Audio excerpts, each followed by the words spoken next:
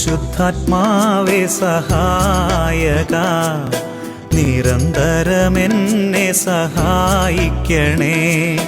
നിത്യവും കൂടെ വസിക്കുന്നോനേ, അഭിഷേകത്തിൻ അഗ്നി നിറച്ചിടണേ.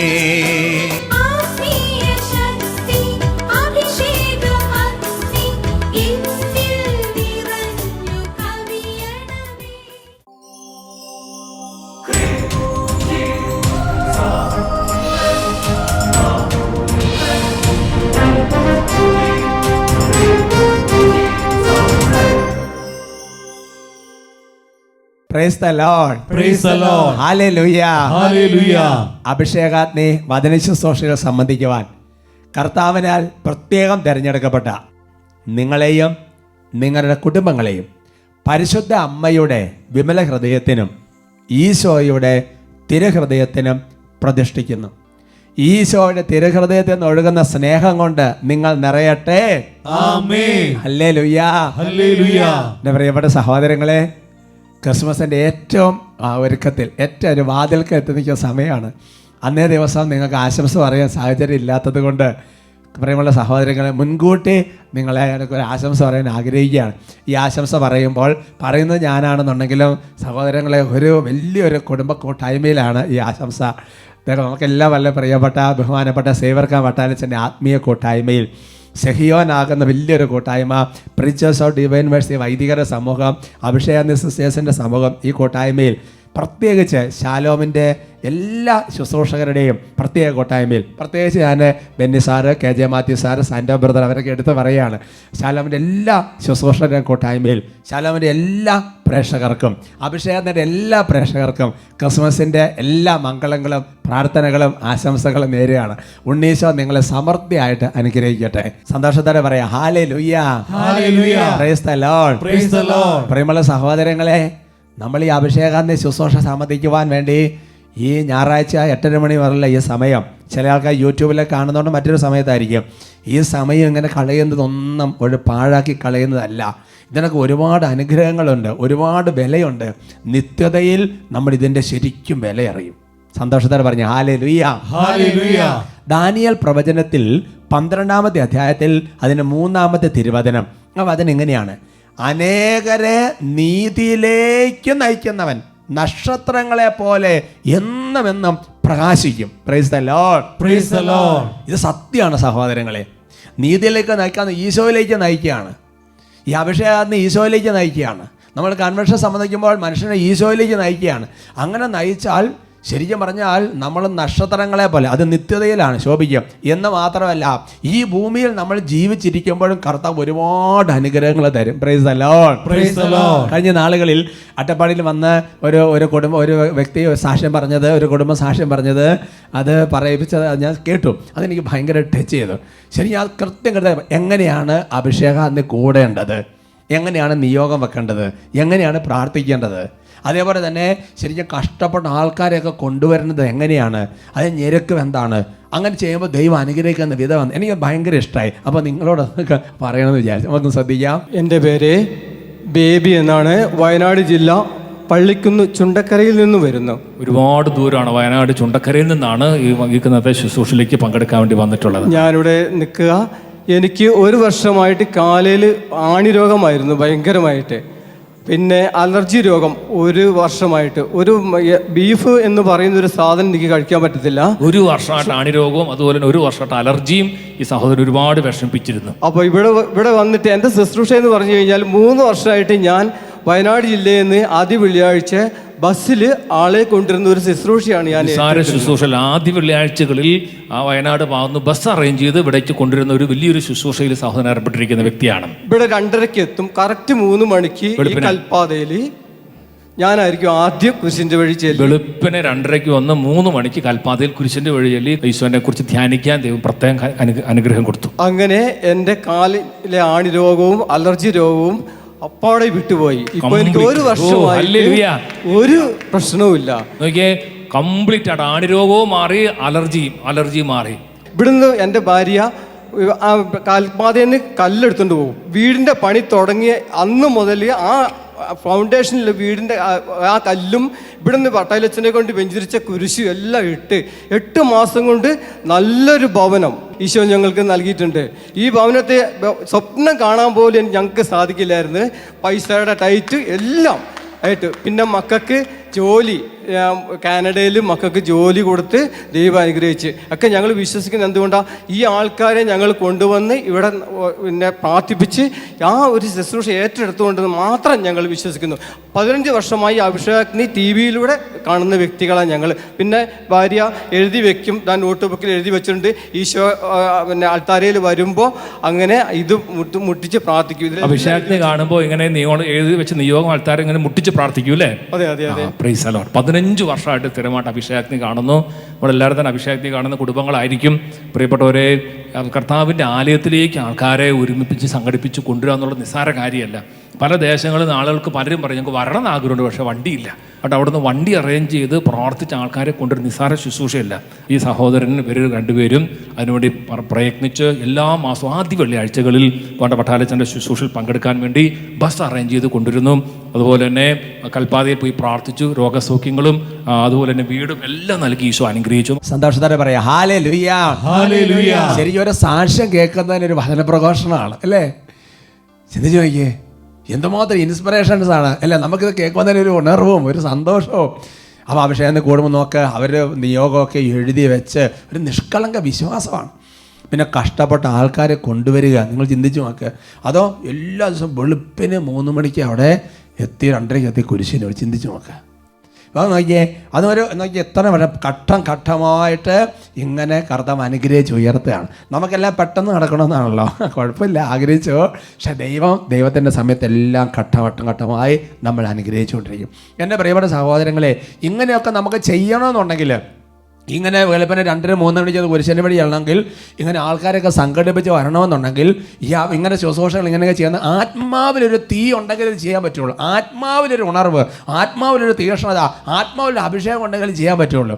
ഇല്ലെങ്കിൽ നമ്മൾ നമ്മുടെ കാര്യം നോക്കി ഇങ്ങനെ നടക്കും. ശരിക്കും പറഞ്ഞാൽ ബൈബിളിൽ അനേകരെ, ഇപ്പോൾ ഈ കുടുംബം സാക്ഷ്യം പറഞ്ഞു കഴിഞ്ഞപ്പോൾ എത്ര പേരുടെ ഒരു വിശ്വാസവും ഒരു കൃപയും ഒക്കെ വർദ്ധിച്ചു അല്ലേ? അപ്പോൾ കുടുംബം ഉടനെ എപ്പോൾ അവസരം കിട്ടിയാലും ഈശോയിലേക്ക് ആൾക്കാരെ നയിച്ചുകൊണ്ടിരിക്കുക. പറഞ്ഞ് ഹല്ലേലൂയ, ഹല്ലേലൂയ. വേഗം ചാടി എഴുന്നേക്ക്. നമുക്ക് ആത്മാവൊരു തീ കിട്ടണം, ആത്മാവിലൊരു ഉണർവ് കിട്ടണം. ഇതുപോലെയൊക്കെ ചെയ്യണം. ഇതുപോലെ മാത്രമല്ല, പരിശുദ്ധാത്മ പ്രചോദിപ്പിക്കുന്ന പല രീതിയിൽ ഇതേപോലെ ശുശ്രൂഷകളെ ചെയ്യണം, ശുശ്രൂഷകളെ സംബന്ധിക്കണം. എന്നിട്ടോ ജീവൻ്റെ പുസ്തകത്തിൽ നമ്മളെ പേരുണ്ടെന്ന് ഉറപ്പാക്കണം. എന്ന് മാത്രമല്ല, ഈ ജീവിച്ചിരിക്കുമ്പോൾ തന്നെ വലിയ സന്തോഷവും സമാധാനവും നീതിയും പരിശുദ്ധാത്മയുടെ സന്തോഷവും സഹനത്തിൻ്റെ ഇടയിലൂടെയുള്ള പിടിച്ചു നിൽക്കുന്നതും അങ്ങനത്തെ ഒരു അവസ്ഥയിലേക്ക് കയറണം. പറഞ്ഞ് ഹല്ലേലൂയ, നന്നായിട്ട് അങ്ങോട്ട് പ്രാർത്ഥിക്കട്ടെ. Hallelujah, hallelujah. ഈശോയെ ആരാധന, ആരാധന, ആരാധന, ആരാധന, ആരാധന. റോമാ ലേഖനം 12-ാമത്തെ അധ്യായത്തിലെ തിരുവചനം, ദൈവമേ തീഷ്ണതയിൽ മാന്യം കൂടാതെ ആത്മാവിൽ ജ്വലിക്കുവിൻ. ഈ വചനപ്രകാരം ഞങ്ങൾ പ്രാർത്ഥിക്കുന്ന കർത്താവ്, ആത്മാവിലൊരു തീ വരട്ടെ, ആത്മാവിൽ അഗ്നി ജ്വലിക്കട്ടെ. ഓ കർത്താവ്, ഉണർവ് വ്യാപരിക്കട്ടെ, അഭിഷേകം പ്രാപിക്കട്ടെ. ആത്മാവിൽ തീയിടണം, ആത്മാവിൽ തീയിടണം, ആത്മാവിൽ തീയിടണം. നന്നായി കൈയടിച്ച് ആത്മാവിൽ തീയിടണം. ഏകരക്ഷക ലോകരക്ഷക നീയെന്നും അഭയം. ഏകരക്ഷക ലോകരക്ഷക നീയെന്നും. കൈ ഉയർത്തി കൈയടിച്ച് ആത്മാവിൽ തീയിടണം, ആത്മാവിൽ തീയിടണം, ആത്മാവിൽ തീയിടണം, ആത്മാവിൽ തീയിടണം. ഓ കർത്താവായ ദൈവമേ, രാജാക്കന്മാരുടെ പുസ്തകത്തിൽ ഞങ്ങൾ വായിക്കുന്നുണ്ടല്ലോ, ഏലിയ ഗുഹയ്ക്കുള്ളിരുന്ന തീക്ഷ്ണത കൊണ്ട് ജ്വലിച്ചു. ഓ കർത്താവേ, പ്രവാചകന്മാർ ജ്വലിച്ചതുപോലെ, ഏലിയ ജ്വലിച്ചതുപോലെ, ഓ കർത്താവേ, ഞങ്ങൾ മാത്രമല്ല, ഞങ്ങളുടെ കുടുംബാംഗങ്ങൾ മാത്രമല്ല, ഞങ്ങൾ വഴി അങ്ങ് ജ്വലിപ്പിക്കാൻ ആഗ്രഹിക്കുന്ന സകലരെയും ജ്വലിപ്പിക്കാൻ തക്കവിധം അഗ്നി വ്യാപരിക്കട്ടെ. ഏലിയാവ് ഗുഹയ്ക്കുള്ളിൽ ജ്വലിച്ചതുപോ ജ്വലിക്കട്ടെ, ജ്വലിക്കട്ടെ എന്റെയും ഉള്ളം. പാടാം. ഏലിയാവ് ഗുഹയ്ക്കുള്ളിൽ ജ്വലിച്ചതുപോ ജ്വലിക്കട്ടെ, ജ്വലിക്കട്ടെ എന്റെയും ഉള്ളം. ദാനിയേലോ തീഷ്ണതയ എരിഞ്ഞതുപോ എരിയട്ടെ, എരിയട്ടെ എന്റെയും ഉള്ളം. ആമേൻ. ദാനിയേലോ തീഷ്ണതയ എരിഞ്ഞതുപോ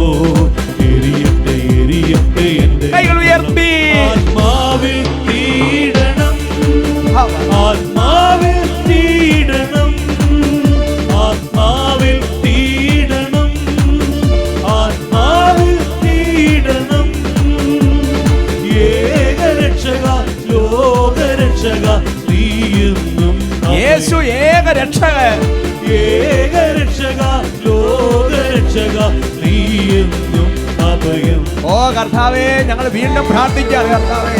ദൈവമേ, പുതിയ നിയമത്തിൽ ശൗൽ പൗലോസായി മാറിക്കഴിഞ്ഞപ്പോൾ എന്റെ ദൈവമേ, എത്രയോ സഭകൾ ഉണർന്നു കർത്താവേ, എത്രയോ സ്ഥലങ്ങളിൽ പുതിയ സഭ സ്ഥാപിക്കപ്പെട്ടു കർത്താവേ. കൊരിന്ഥോസ് സഭ, ഗലാത്യ സഭ, എഫേസസ് സഭ, ഫിലിപ്പി സഭ, കൊളോസ് സഭ, മറ്റ സഭകൾ സ്ഥാപിച്ചല്ലോ. ദൈവം ഒരൊറ്റയാണ് ദേശത്തോട് ഇറങ്ങിയപ്പോൾ ദൈവമേ, എത്രയോ ചഞ്ചല പ്രകൃതി ഉണ്ട് പത്രോസിലേക്ക്. ദൈവമേ, ഉണർവ് പ്രാപിച്ചപ്പോൾ ശക്തി നിറഞ്ഞപ്പോൾ എത്രയോ വലിയ കാര്യങ്ങൾ പത്രോസിന് നടന്നു. ദൈവമേ, ബലഹീന ഞങ്ങളെ പ്രാർത്ഥിക്കുകയാണ്, ഞങ്ങളെ ഉറപ്പിക്കണമേ, തീക്ഷ്ണത കൊണ്ട് നിറയ്ക്കണമേ, ശക്തിപ്പെടുത്തണമേ. സൗളെന്നും പൗലോസായി ജനിച്ചതുപോൽ പരിശുദ്ധാത്മാവിൽ വീണ്ടും ജനിക്കട്ടെ സംഭവിക്കട്ടെ. സൗളെന്നും പൗലോസായി ജനിച്ചതുപോൽ പരിശുദ്ധാത്മാവിൽ വീണ്ടും ജനിക്കട്ടെ ഞാൻ. പത്രോസെന്നു പാറയായി ഉറച്ചതുപോൽ ഉറക്കട്ടെ ഉറക്കട്ടെ ഞാനും കർത്താവേ. സംഭവിക്കട്ടെ. പത്രോസെന്നു പാറയായി ഉറച്ചതുപോൽ ഉറക്കട്ടെ ഉറക്കട്ടെ കൈകൾ ഉയർത്തി ആത്മാവിൽ തീടണം, ആത്മാവിൽ തീടണം, ആത്മാവിൽ തീടണം, ആത്മാവിൽ തീടണം. ഏകരക്ഷക ലോകരക്ഷക നീ എന്നും അഭയം. ഏകരക്ഷക ലോകരക്ഷക കരങ്ങൾ ഉയരട്ടെ, മനസ്സ് തുറക്കട്ടെ, അതര തുറക്കട്ടെ. ഏകരക്ഷകനായി ഈശോയെ വിളിക്കുകയാണ്, ലോകരക്ഷകനായി ഈശോയെ വിളിക്കുകയാണ്. ഓ കർത്താവേ, ഈ ലോകത്തെ പാപങ്ങൾ രക്ഷിക്കാൻ കുരിശിൽ മരിച്ച് ഉയർത്ത ഏകദൈവമായ യേശുവിനെ ആരാധിക്കുകയാണ്, ഈശോനെ ആരാധിക്കുകയാണ്. തന്റെ പുത്രനെ നൽകാൻ തക്ക ലോകത്തെ അത്രമാത്രം സ്നേഹിച്ചു. ആരാധന ആരാധന ആരാധന ആരാധന ആരാധന. ഓ കർത്താവേ, തുടർന്ന് ഈശോ പരിശുദ്ധാത്മാവിനെ വാഗ്ദാനം ചെയ്തു. പിതാവിൽ നിന്ന് പുറപ്പെടുന്ന പരിശുദ്ധാത്മാവ്, ലോകത്തെ നയിക്കുന്ന പരിശുദ്ധാത്മാവ്. ആരാധന ആരാധന ആരാധന ആരാധന. ഈശോ രണ്ടാമത്തെ ആഗമനത്തിൽ നമ്മൾ ഒരുക്കുന്ന പരിശുദ്ധാത്മാവ്. കർത്താവേ, അനേകരെ ഈശോയിലേക്ക് എത്തിക്കാൻ ഞങ്ങളെ ഒരുക്കണം കർത്താവേ. ആരാധന ആരാധന ആരാധന ആരാധന ആരാധന ആരാധന ആരാധന ആരാധന ആരാധന. ഹൃദയങ്ങൾ ശക്തി പ്രാപിക്കും.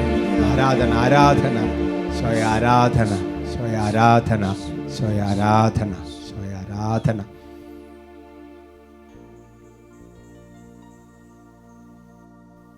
എനിക്കും ഇങ്ങനെയൊക്കെ ചെയ്യണമെന്ന് മനസ്സുകൊണ്ട് ആഗ്രഹിച്ചാൽ അവർക്കെല്ലാം കർത്താവ് അവർ കൃപ തരും.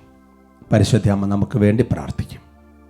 നന്മ നിറഞ്ഞ മറിയമേ സ്വസ്തി, കർത്താവ് അങ്ങയോട് കൂടെ സ്ത്രീകളിൽ അങ്ങ് അനുഗ്രഹിക്കപ്പെട്ടവളാവും. അങ്ങയുടെ ഉദരത്തിന് ഫലമായി ഈശോ അനുഗ്രഹിക്കപ്പെട്ടവനാവും. പരിശുദ്ധ മറിയമേ തമ്പുരാൻ്റെ അമ്മേ, പാപികളായ ഞങ്ങൾക്ക് വേണ്ടി ഇപ്പോഴും ഞങ്ങളുടെ മരണസമയത്തും തമ്പുരാനോട് അപേക്ഷിച്ചു കൊള്ളണമേ. Amen. Praise the Lord. Praise the Lord. Hallelujah. Hallelujah. നമുക്കിരിക്കാം.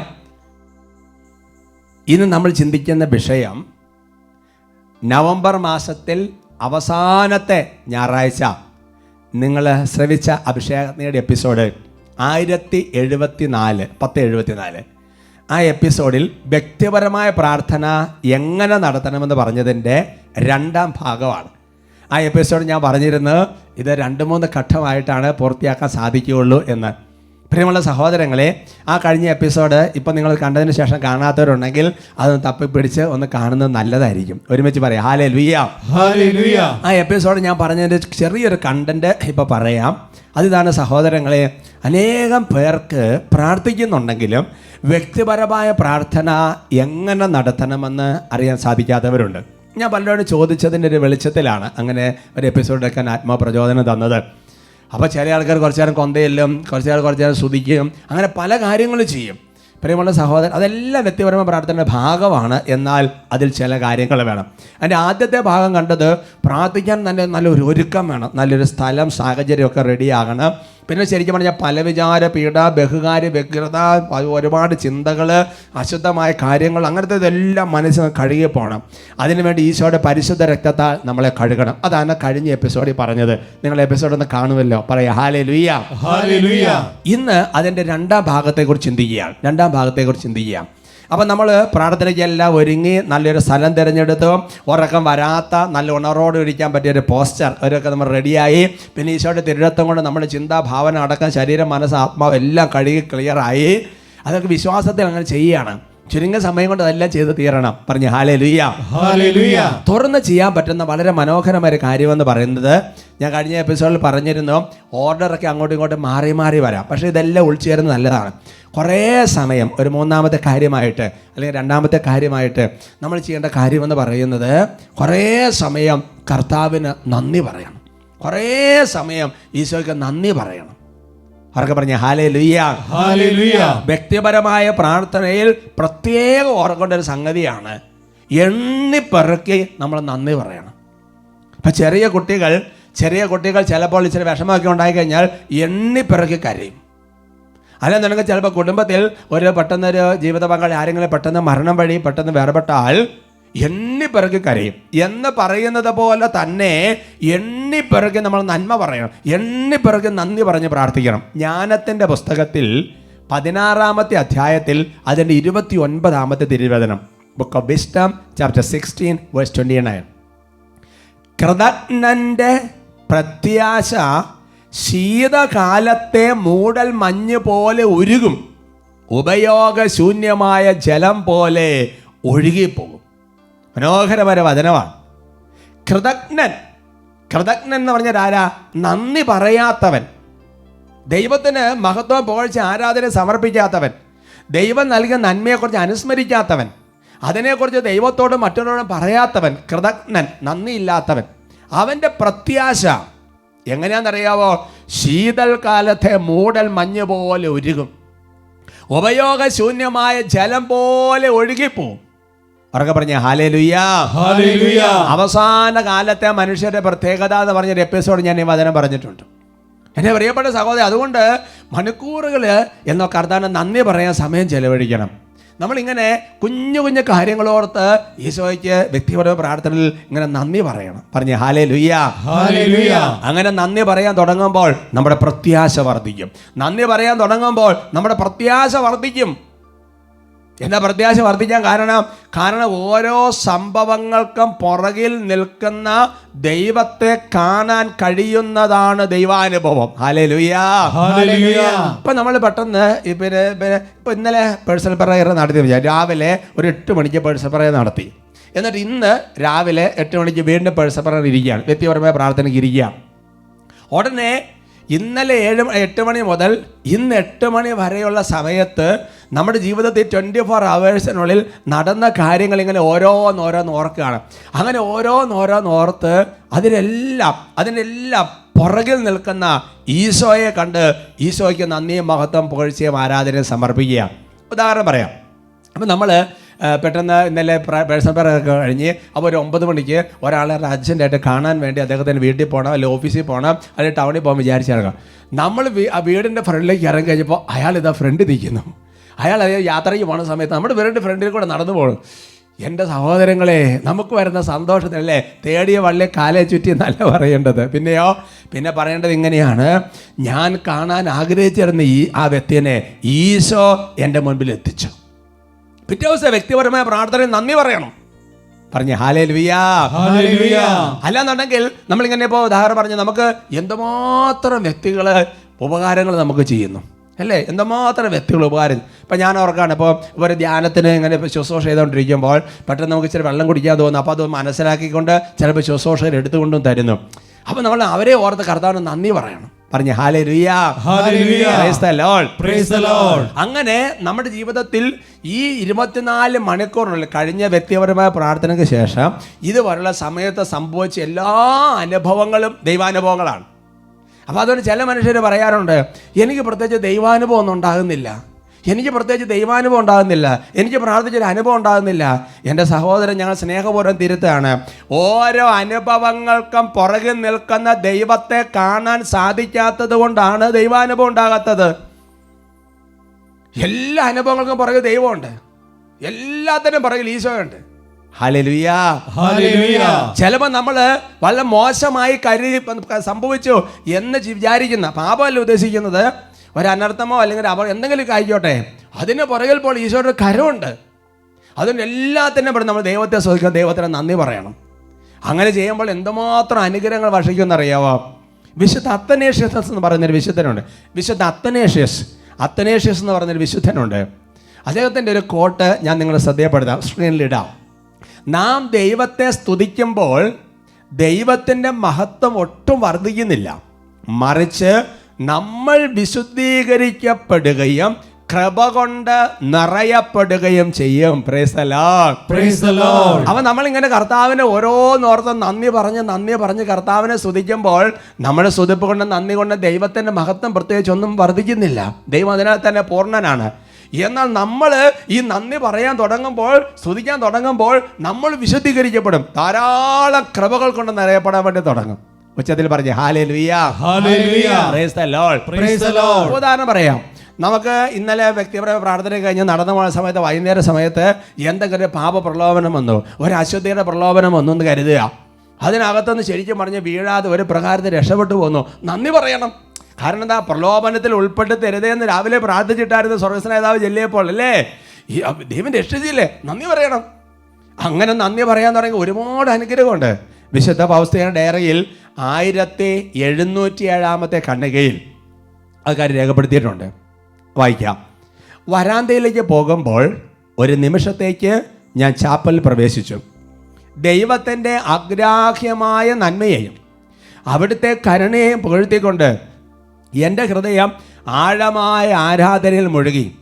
അപ്പോൾ എൻ്റെ അന്തരാത്മാവിൽ ഞാൻ ഈ വാക്കുകൾ ശ്രവിച്ചു: എന്തിനാണോ നീ എന്നെ സ്തുതിക്കുന്നത്, ഞാൻ നിനക്ക് അതാണ് ആയിരിക്കുകയും ചെയ്യും. ഇപ്പോൾ ഈ ജീവിതത്തിലും തുടർന്ന് പൂർണ്ണമായ അടുത്ത ജീവിതത്തിലും നീ എൻ്റെ നന്മ അനുഭവിക്കും. Price the Lord. Praise the Lord. അപ്പോൾ ഫൗസ്തീന ഒരു വ്യക്തിപരമായി പ്രാർത്ഥിക്കുന്നു കൂട്ടിക്കോ, അല്ലെ ചാപ്പൽ പ്രവേശിച്ചു. കുറേ സമയം ഇരുന്ന് ദൈവത്തിൻ്റെ അനന്തമായ നന്മ ദൈവം സംരക്ഷിച്ചു, അതൊക്കെ പറഞ്ഞ് നന്ദി പറയാം. നന്ദി പറഞ്ഞു കഴിഞ്ഞപ്പോൾ ഒരു സ്വരം കേൾക്കുകയാണ്: നീ എന്തിനാണോ എന്നെ സ്തുതിക്കുന്നത്, നിനക്കിനി മുതൽ ഞാൻ അതായിരിക്കും. അപ്പോൾ വിശുദ്ധി നിലനിൽക്കാൻ സാധിച്ചതിനെ ഓർത്ത്, പ്രലോഭനത്തിന് രക്ഷിച്ചതിനെ ഓർത്ത് ദൈവത്തെ സ്തുതിച്ചാൽ പിന്നെ ദൈവം നിനക്കൊരു വിശുദ്ധിയായിരിക്കും. Hallelujah, hallelujah. എന്നിട്ട് പറയാ, വരാനിരിക്കുന്ന ലോകത്തിലും ഇതിൻ്റെ ഒരു നന്മ നീ അനുഭവിക്കും. ചിന്തിച്ചു നോക്കിയ സഹോദരങ്ങളെ. Hallelujah, hallelujah. എന്നാൽ നന്ദി പറയാത്തവന്റെ സ്ഥിതി എന്താ? അതാണ് നമ്മൾ വായിച്ചു കേട്ട വചനം. കൃതജ്ഞന്റെ പ്രത്യാശ ഒഴുകിപ്പോയ ജലം പോലെ, ശീതകാലത്തെ മഞ്ഞ് പോലെ, അതിൻ്റെ വെയിലുദിക്കും ഒഴുകിപ്പോവും. അപ്പം നന്ദി പറയുന്നില്ലെങ്കിൽ നമ്മൾ പ്രത്യാശ ഉണ്ടാവില്ല. നന്ദി പറഞ്ഞാൽ വീണ്ടും നമ്മൾ മുന്നോട്ട് പോയിക്കൊണ്ടിരിക്കും. എന്ന് മാത്രമല്ല, ഒരുപാട് പുതിയ കൃപകൾ കർത്താവ് നമ്മുടെ ജീവിതത്തിൽ തന്നുകൊണ്ടിരിക്കും. വിശുദ്ധ പൗസ്തീന ഡയറിയിൽ തന്നെ 1701 ഖണ്ഡികയിൽ ഈ കാര്യം രേഖപ്പെടുത്തിയിട്ടുണ്ട്. എൻ്റെ ഏറ്റവും ചെറിയ കൃപകളെ പ്രതിയും നന്ദിയുള്ളവളായിരിക്കുക, എന്തെന്നാൽ പുതിയ കൃപകൾ നൽകാൻ നിന്റെ കൃതജ്ഞത എന്നെ നിർബന്ധിതനാക്കുന്നു. അപ്പോൾ പൗസ്തീനയോട് ഈശോ പറഞ്ഞാൽ നമ്മളോട് ഓരോരുത്തരും പറയുകയാണ്, കർത്താവ് നൽകിയ ചെറിയ അനുഗ്രഹങ്ങളായിരിക്കാം. ഇപ്പോൾ ഒരാളോട് സ്നേഹത്തോടെ സംസാരിക്കാൻ വേണ്ടി പറ്റി, കോപം വരേണ്ട സമയമായിരുന്നു, പക്ഷേ പിന്നെ സ്നേഹത്തോടെ സംസാരിക്കാൻ പറ്റി, അല്ലേ? അങ്ങനെ സംഭവിക്കുമ്പോൾ അപ്പോൾ അതിനെപ്പറ്റി കർത്താവിന് നന്ദി പറഞ്ഞാൽ കർത്താവിന് തരാതിരിക്കാൻ പറ്റും. പുതിയ കൃപ കർത്താവ് നമുക്ക് തന്നുകൊണ്ടിരിക്കും. ആരെ പ്രതി നാം നന്ദി പറയുന്നത് അവരെയും കർത്താവ് അനുഗ്രഹിച്ചുകൊണ്ടിരിക്കും. അപ്പോൾ വ്യക്തിപരമായ പ്രാർത്ഥന കുറച്ച് സമയം നന്ദി പറയാൻ വേണ്ടി നമ്മൾ ചെലവഴിക്കണം. പറഞ്ഞ് ഹല്ലേലൂയ, ഹല്ലേലൂയ. അപ്പോൾ നമ്മുടെ പേഴ്സണൽ പ്രയറിൽ അപ്പോൾ നമ്മൾ ഒരു സ്വസ്ഥമായിട്ടൊക്കെ ഒന്ന് ഇരുന്നു, നമ്മൾ തിരുരത്തം കൊണ്ടെല്ലാം കഴുകി നല്ല ഇതായി, അതിനുശേഷം നമ്മൾ നന്ദി പറഞ്ഞു, അല്ലേ? ഇപ്പോൾ അതെല്ലാം കൂടെ ഒരുമിച്ച് ഒരു 2 ഘട്ടമാക്കാം. ഒന്ന് തിരുരത്തം കൊണ്ട് കഴുകുന്നു, 2 നന്ദി പറയുന്നു. മൂന്നാമത്തെ ഘട്ടം അത് വളരെ എളുപ്പമാണ്. അതെന്താണെന്നറിയാം സഹോദരങ്ങളെ, അതിതാണ്. ഇപ്പം നമ്മൾ നന്ദി പറഞ്ഞുകൊണ്ടിരുന്നില്ലേ, ഈ നന്ദി പറഞ്ഞുകൊണ്ടിരിക്കുന്ന സമയത്ത് തന്നെ നമുക്കുണ്ടായിരിക്കുന്ന ചില ഷോർട്ട് കമ്മിങ്സ്, ചില പ്രലോഭനങ്ങൾ, ചില പാപങ്ങൾ, ചില സാഹചര്യങ്ങൾ നമ്മുടെ മനസ്സിൽ ഓർമ്മ വരും. കാരണം ഇന്നലെ വ്യക്തിപരമായി പ്രാർത്ഥിച്ച അന്ന് മുതൽ പിറ്റേ ദിവസത്തെ പ്രാർത്ഥനയുള്ള എല്ലാ രംഗങ്ങളും ഓർത്തോർത്ത് പോവുകയാണല്ലോ. അത് ആദ്യം കുറച്ച് ബുദ്ധിമുട്ട് വരും, കാരണം ഇതെല്ലാം ഓർത്തോർത്ത് എടുക്കാൻ വേണ്ടി. പക്ഷെ അതങ്ങനെ പ്രാക്ടീസ് ചെയ്തപ്പോൾ തന്നെ വളരെ എളുപ്പമായിരിക്കും. Hallelujah, hallelujah. അപ്പോൾ അതിനിടയിൽ നമുക്കുണ്ടായ കുഞ്ഞു പാപങ്ങളുണ്ടാകും, ലഘു പാപങ്ങളുണ്ടാകാം. മൂന്നാമത്തെ സ്റ്റേജിൽ ഇതാണ്, അതിനെക്കുറിച്ച് വേഗം അനുദപിക്കണം. പറഞ്ഞ് ഹല്ലേലൂയ, ഹല്ലേലൂയ. 32 സങ്കീർത്തനത്തിൽ 5-ാം തിരുവചനം: എൻ്റെ പാപം അവിടുത്തോട് ഞാൻ ഏറ്റുപറഞ്ഞു, എൻ്റെ അകൃത്യം ഞാൻ മറച്ചു വെച്ചില്ല. എൻ്റെ അതിക്രമങ്ങൾ കർത്താവിനോട് ഞാൻ ഏറ്റു പറയുമെന്ന് പറഞ്ഞു. അപ്പോൾ എൻ്റെ പാപം അവിടുന്ന് ക്ഷമിച്ചു. ഹല്ലേലൂയാ, ഹല്ലേലൂയാ. അപ്പോ നമ്മൾ പാപത്തെ ഓർത്ത് വേഗം അങ്ങോട്ട് അനുദപിച്ചു. കർത്താവിന് അടുത്ത് എപ്പോൾ ചാൻസ് കിട്ടുന്ന അപ്പോൾ പോയി ഞാൻ കുമ്പസാരിക്കും കർത്താവേ എന്ന മനസ്സിലൊരു തീരുമാനം അങ്ങോട്ട് എടുത്തു. അപ്പോൾ മുതൽ തന്നെ ദൈവത്തിൻ്റെ ക്ഷമ നമ്മുടെ ജീവിതത്തിൽ അനുഭവിക്കാൻ വേണ്ടി തുടങ്ങുകയാണ്. ഒരുപക്ഷെ കുമ്പസാരം നടക്കുന്നത് അടുത്ത ആഴ്ച ആയിരിക്കും നമ്മുടെ കുമ്പസാരം നടക്കുന്നത്. എന്നാൽ ദൈവകൃപയുടെ അളവ് നമ്മുടെ ഹൃദയത്തിൽ മെയിൻറ്റെയിൻ ചെയ്തുകൊണ്ടിരിക്കും. പറഞ്ഞു ഹല്ലേലൂയാ, ഹല്ലേലൂയാ. പഴയ നിയമത്തിൽ യാക്കോബ് ഏസാമിനെ കണ്ട് ക്ഷമ ചോദിക്കുന്നതിന് മുൻപ് തന്നെ രമ്യതപ്പെടാൻ തീരുമാനമെടുത്ത അതേ സമയത്ത് തന്നെ ദൈവത്തിൻ്റെ കൃപ യാക്കോബിൽ വന്ന് നിറഞ്ഞു. അതുകൊണ്ട് എൻ്റെ പ്രിയപ്പെട്ട സഹോദരങ്ങളെ, പ്രഭാഷകൻ 18:21 വളരെ നല്ലതാണ്. വീഴും മുൻപ് വിനീതനാവുക, പാപം ചെയ്ത് പോകും മുമ്പ് പിന്തിരിയുക. അപ്പോൾ നമ്മുടെ ജീവിതത്തിൽ ഇങ്ങനെ ഉണ്ടാകുന്ന ചെറിയ ചെറിയ പാപങ്ങളെ ഓർത്ത് വേഗം അനുദപിച്ചാൽ സംഭവിക്കുന്ന കാര്യമെന്ന് പറയുന്നത് എന്താണെന്നറിയാവോ? എളുപ്പപ്പെട്ട ദൈവം കൃപ തരും. അപ്പോൾ വലിയ മാരക പാപങ്ങളിൽ വീഴാതെ നമ്മൾ രക്ഷപ്പെട്ട് പോയിക്കൊണ്ടിരിക്കും. അവർക്ക് പറഞ്ഞു ഹല്ലേലൂയാ, ഹല്ലേലൂയാ. അപ്പം നോക്കിയേ, പ്രാർത്ഥിക്കാൻ റെഡിയായി, ഈശോയുടെ തിരുരക്തം നമ്മളെ തന്നെ കഴുകി വിശുദ്ധീകരിച്ചു, എല്ലാ കാര്യം ഓർത്ത് കർത്താവിന് നന്ദി പറഞ്ഞു. അടുത്ത ഘട്ടത്തിൽ സഹോദരങ്ങളെ ഉണ്ടായ എല്ലാ ബലഹീനതകളും കുറവുകളെല്ലാം ഓർത്ത് കർത്താവിനോട് മാപ്പ് ചോദിച്ചു. പറ്റുവാണെങ്കിൽ കുമ്പസാരത്തിനുള്ള ജപം കൂടെ അങ്ങോട്ട് ചൊല്ലുക, അല്ലെങ്കിൽ മനസ്താപ പ്രകടനം അങ്ങോട്ട് ചൊല്ലുക. അപ്പോൾ എന്താ, കുമ്പസാരിക്കാൻ റെഡിയായി. കൃപയുടെ ലെവൽ ഓക്കെ ആയിക്കൊണ്ടിരിക്കുകയാണ്. ഇനി കുമ്പസാരിച്ചാൽ മാത്രം മതി, ഫുൾ കൃപ അങ്ങോട്ട് നിറയുകയാണ്. Praise the Lord, praise the Lord, hallelujah, hallelujah. ഇത് ഘട്ടം ഘട്ടമായിട്ട് നിങ്ങളോട് പറയുന്നത്, നിങ്ങൾ ഓരോ പ്രാവശ്യം ടോക്ക് കേട്ട് ഇത്രയും എല്ലാ ദിവസവും ഇങ്ങനെ പ്രാക്ടീസ് ചെയ്തുകൊണ്ടിരിക്കുക. അടുത്ത എപ്പിസോഡിൽ അതിന് മുഴുവൻ ബാക്കി ഭാഗങ്ങൾക്കൂടെ അതിൽ പൂർത്തിയാക്കാൻ പറ്റുമെന്ന് വിചാരിക്കുകയാണ്. പൂർത്തിയാക്കാൻ കർത്താവ് നമ്മളെ സഹായിക്കട്ടെ. ഇതെല്ലാം നമ്മുടെ ഹാബിറ്റിൻ്റെ ഭാഗമാക്കണം. ജീവിതത്തിൻ്റെ ഭാഗമാക്കിയില്ലെങ്കിൽ ഇതൊന്നും കാര്യമില്ല. അതുകൊണ്ട് ഇതെല്ലാം എഴുതി വെച്ച പെട്ടെന്ന് തന്നെ പ്രാക്ടീസ് ചെയ്യുക. കർത്താവ് അനുഗ്രഹിക്കട്ടെ.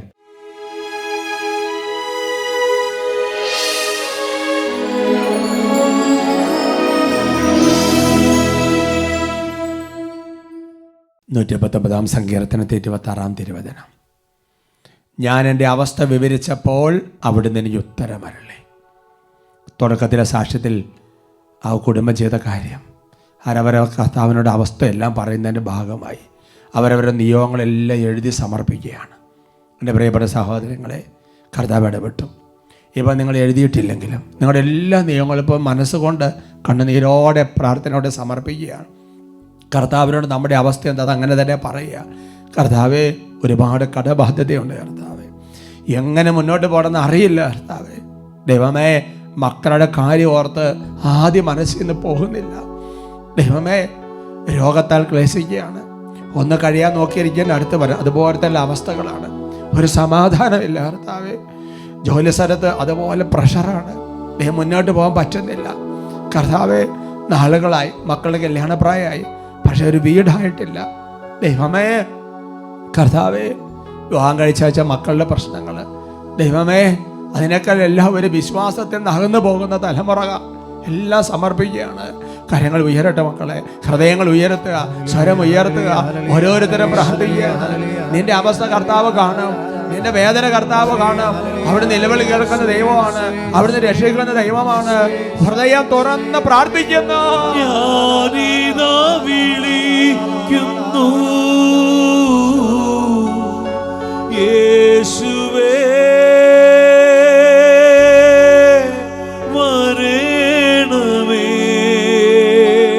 പ്രശ്നങ്ങളിച്ച് കർത്താവിനെ വിളിക്കുക. ഞാനിതാ വിളിക്കുന്നു യേശുവേ, യേശുവേ. കൈകൾ ഉയർത്തി ഉച്ചത്തിൽ വിളിക്കുക. ഈ ആശ്വാസം ഈശോ നിങ്ങളെ അനുഗ്രഹിക്കുന്നു. യേശുവേ, യേശുവേ, യേശുവേ, വരണമേ. നിലവിളി കേൾക്കുന്ന യേശുവേ, എൻ യാചന കേൾക്കണമേ, എൻ യാചന